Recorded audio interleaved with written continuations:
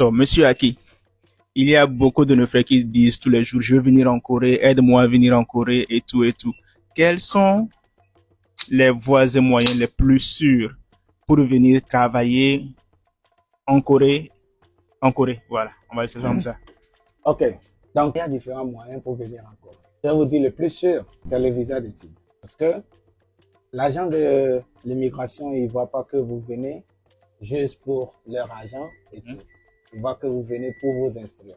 Donc, c'est plus sûr, 90%. Si vos dossiers sont au complet et que votre âge n'est pas trop élevé, et que vous avez Combien laissé... comme ça? Bon, 30 ans, ça peut aller? 30 ans avec licence, c'est bon. Ok. Mais 30 ans sans licence, c'est un peu difficile. Ouais, disons la vérité. Ouais. Nouveau sur la chaîne, n'oubliez pas de vous abonner et d'activer la notification pour ne rater aucune de nos prochaines vidéos. Mon nom c'est Arwandino Kossi Yakoubi. Je suis togolais. Je vis en Corée du Sud. Ça fait presque 10 ans que je suis en Corée du Sud. Monsieur Aki, il y a beaucoup de nos frères qui disent tous les jours, je veux venir en Corée, aide-moi à venir en Corée et tout et tout. Quels sont les voies et moyens les plus sûrs pour venir travailler en Corée? En Corée, voilà, on va essayer comme ça.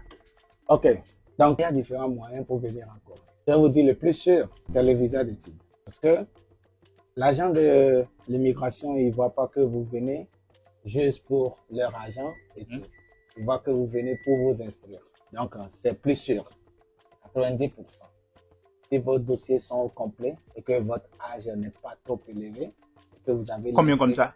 Bon, 30 ans, ça peut aller? 30 ans avec licence, c'est bon. Ok. Mais 30 ans sans licence, c'est un peu difficile. Ouais, disons la vérité. Ouais. 30 ans avec licence, c'est bon. Vous venez pour le master à 30 ans, c'est déjà bon. Ouais. Maintenant, d'autres visas, c'est conférences. S'il y a des conférences et que vous avez l'invitation, ça aussi, ça marche. Mais conférences sans l'invitation, c'est un peu comme ça. D'autres visas, c'est touriste. Mais pour venir ici en tant que touriste, quelqu'un qui est, par exemple, à Lomé, qui ne travaille pas, qui ne fait rien du tout. Vous voulez venir ici en tant que touriste, ça ne va pas marcher. On ne va pas vous donner le visa. On voit directement que vous émigrez. Vous comprenez? Mais si vous avez votre entreprise, que ce soit une petite entreprise, enregistrée, vous avez les documents, vous avez les documents de taxes et tout, ça montre que vous êtes un jeune entrepreneur. Donc, nous allons vous aider, trouver dans quel sens, quel argument, quelle histoire on va écrire derrière votre entreprise pour dire que, ok, lui là, il vient peut-être pour acheter les pièces détachées, lui là, il vient peut-être pour acheter les voitures, lui là, c'est un couturier, il vient découvrir d'autres modes de fashion. C'est-à-dire, on crée une histoire derrière votre entrepreneuriat. Et tant que vous avez... Et puis, il y a une chose.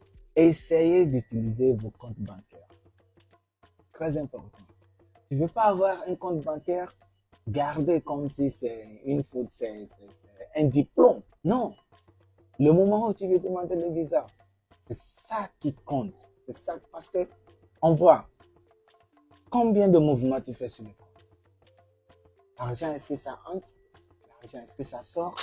Ou bien c'est seulement, tu veux voyager et puis tu ne peux pas aller prendre de l'argent, 5 millions, tu ne peux pas pour venir mettre sur le compte, boum, tu peux faire la demande de visa. Non, on va voir que l'argent là, c'est pas à toi.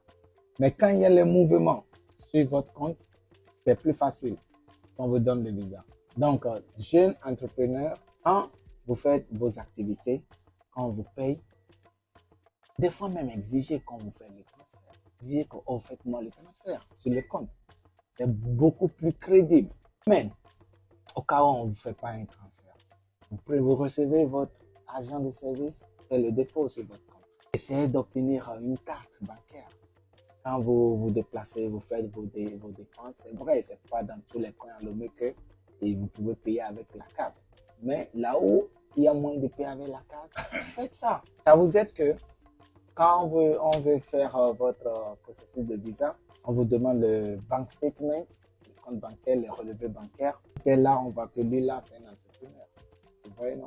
Là, c'est facile.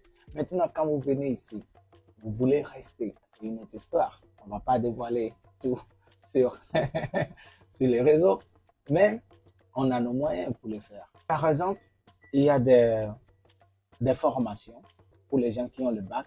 Vous avez eu le bac et vous êtes entrepreneur, ou bien vous venez ici à travers conférence. Il y a des moyens qu'on peut faire que vous restez ici, on vous donne un autre type de visa.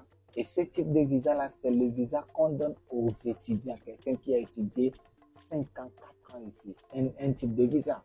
C'est pas tout le monde qui sait le faire, mais on a des associations, des partenaires, et on vous met dans une formation de 3 jours, et puis l'immigration, il vous accorde le visa. On a ce visa, c'est un visa d'entrepreneuriat. Ça vous aide à réfléchir. On appelle ça Startup Visa. Ça veut dire que si vous êtes intelligent, vous pouvez maintenant créer quelque chose durant que vous obtenez ce visa. Vous créez quelque chose qui n'existe pas encore. Je vous dis que le gouvernement coréen va mettre la main dans sa poche et soutenir cette idée que vous avez. Vous comprenez? Peu importe que vous venez à peine d'arriver en Corée, tant que le gouvernement voit que cette idée est indispensable pour la société, ils mettent de l'argent, ils vous soutiennent et votre vie, ça change complètement. Mais supposons que vous n'avez pas trop des idées. Ce visa-là, vous pouvez utiliser ça durant 2 ans, renouvelable jusqu'à 2 ans. Et après cela, bon, peut-être que pour toujours rester, vous pouvez s'inscrire dans une université.